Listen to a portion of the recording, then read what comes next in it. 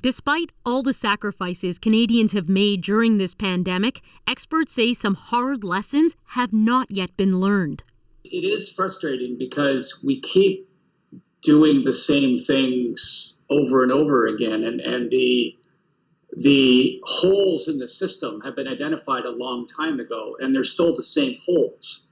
Ontario's Peel region is no longer making headlines for rising caseloads, but variant cases are popping up.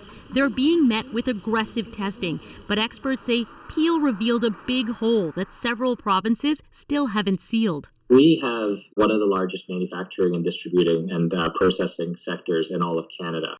To date, Peel's had over 300 workplace outbreaks of the virus, nearly 40% of them in manufacturing and industrial plants. These places have stayed open throughout the shutdown, and they became essentially hotbeds for infection. I've previously worked in factories myself. Dr. Amanpreet Brar knows firsthand how powerless minimum wage workers can feel. She's receiving messages saying, "I keep getting sent to different warehouses on temporary basis. Most of it is packaging luxury clothes." If the workers are having mild symptoms or they've been exposed, they don't feel they are safe to take a day off. Inspections of nearly 60 warehouses in Peel found compliance with public health measures was just over 64%.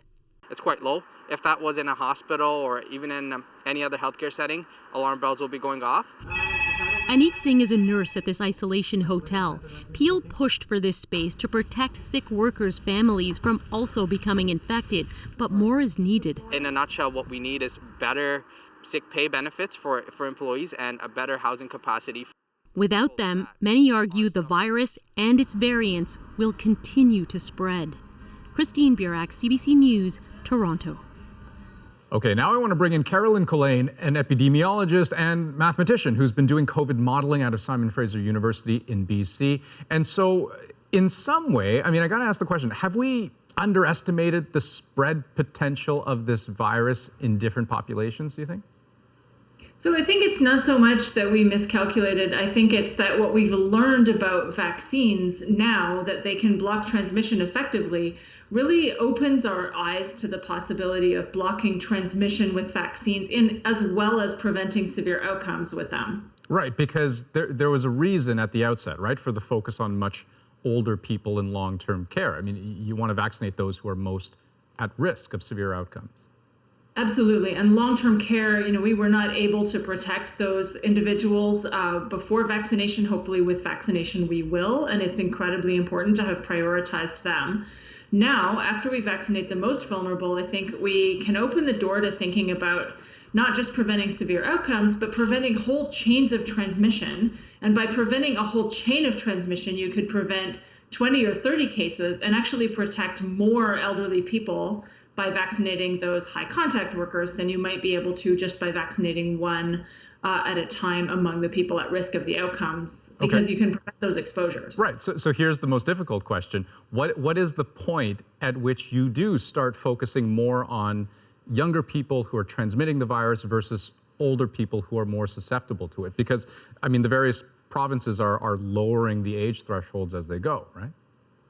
That's right. I think for our modeling, we found after the 80 plus were vaccinated, along with certain healthcare workers and vulnerable groups, that's really the time when prioritizing essential workers. And by that, we mean people who cannot distance at work, whose work requires them to have contact.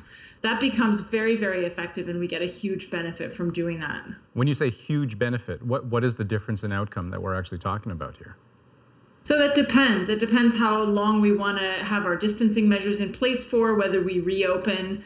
If we want to keep our distancing measures going until September and keep COVID in control that way, then it kind of matters less. But if we want to reopen to the point where, we have an underlying contact rate that allows us to have more activities, then we could save 100,000 cases, for example, or hundreds of deaths.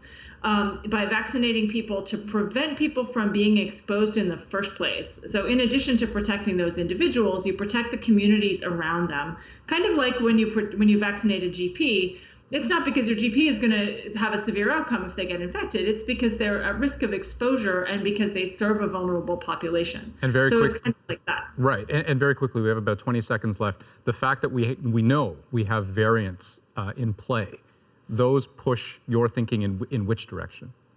So I think they just mean it's even more important to get our population resilient to transmission as soon as possible. So get those vaccines rolled out more widely, and particularly to people who are at risk of transmitting those variants to others around them as soon as we can. Carolyn Collane, fascinating discussion. Thank you. Thank you.